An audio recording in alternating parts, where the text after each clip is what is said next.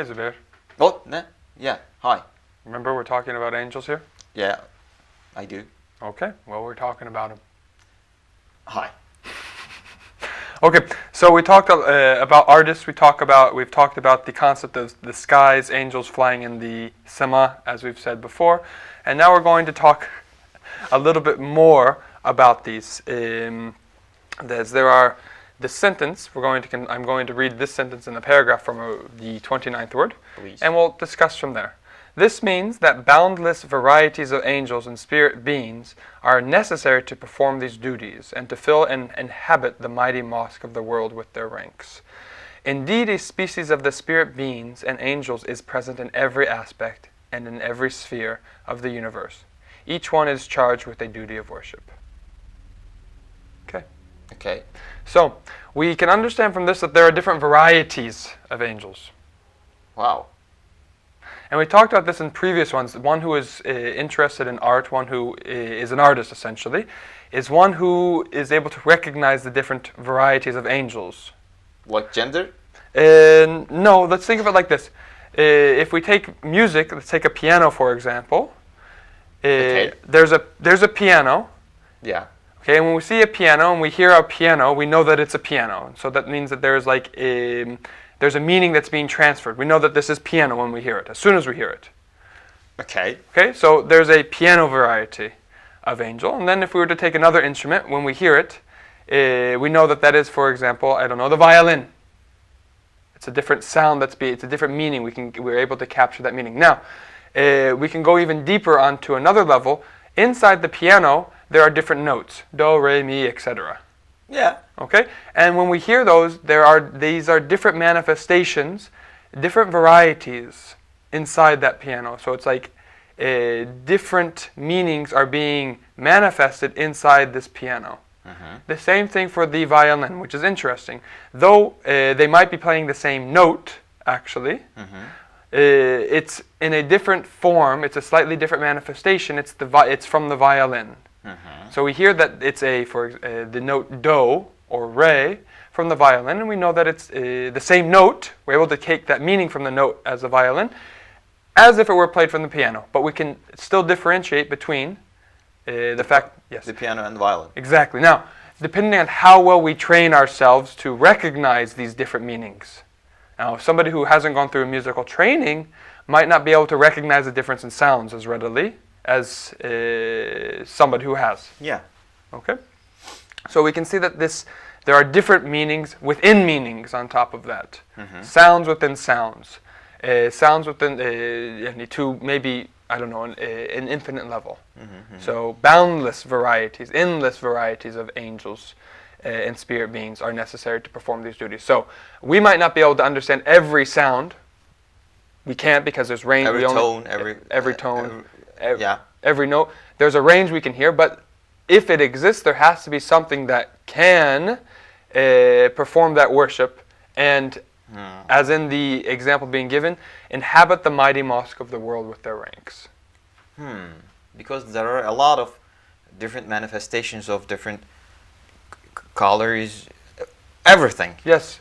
And we cannot comprehend them all. Yes, we can't comprehend them all, but they are all worshiping God. They are all, as we said, tesbih. They are all doing a tesbih of With their existence. With their existence, and we're not able to do all of it. Now we can understand that. So there are angels, a lot of different angels for that. There's an angel, at least we can say that. There's an angel for every musical instrument. There's an angel for every tone or note inside of that, at every pitch, at every different level.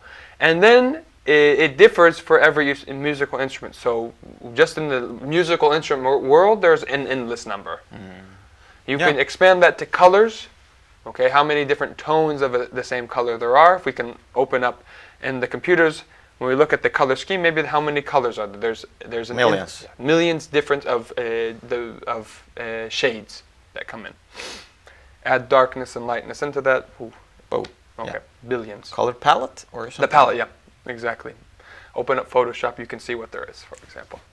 Okay, so we understand that. So indeed a species of the spirit being in angels is present in every aspect, in every sphere. In every aspect and in every sphere. of the universe, each charged with the duty of worship. Worship being providing a meaning that this is pointing towards a creator who creates in such absolutely fantastic variety. So much so that it's variety within variety. The music and the musical instrument example. So it may be said, according to both the narrations of hadiths and the wisdom in the order of the universe, that from lifeless planets and stars to raindrops, all are ships or vehicles for a kind of angels. The angels mount these vehicles with divine permission and travel observing the manifest world. They represent their praise and glorification. Praise and glorification is what's being used for tasbih, as we've been saying. They are glorifying their creator. So basically, whatever we witness requires an angel, actually. And there are a lot of things that we cannot witness, but they exist. Yes. So there are more angels than we can witness, or more. Well, you got the idea. We might have the ability to witness all of them, but we don't. We might potentially have them. Maybe in our current state we can't. Okay, there's a scale of colors that we can't see beyond, ultraviolet and infrared, for example. But maybe we have the through another technique. Maybe we could see them. Maybe somehow. Okay, that's not the thing of our discussion right now. But what we can understand is, and I think the important thing here is that all of these lifeless things that we talk about, we say that they are lifeless. The planets, the raindrops, even this table. It's this book actually, and we can start from this. All of these lifeless things, or the things we deem lifeless, are a ship or vehicle for an angel, on which the angel mounts and travels through the manifest world.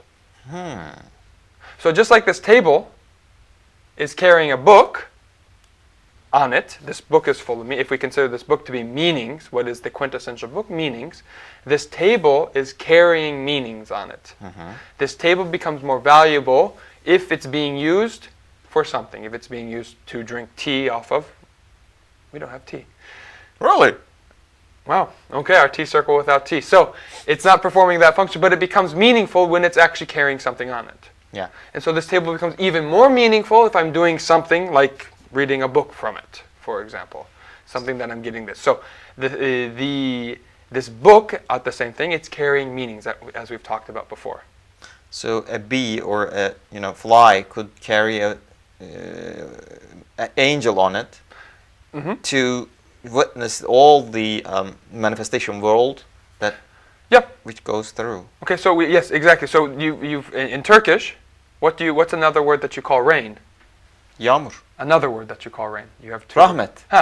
Yes, which means mercy. Mercy. Yeah. Okay, and so that shows that you have the physical, the lifeless form is rain. Yep. But you add this meaning, mercy, on top of it. And so you're seeing that rain is a mercy.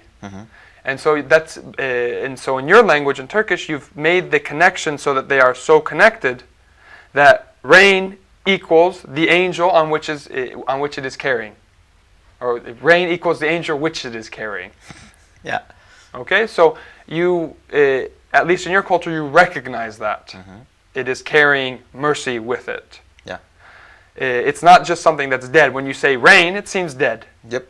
But when you say rahmah, mercy, it's active. It's active. It's alive. And so you can see that now.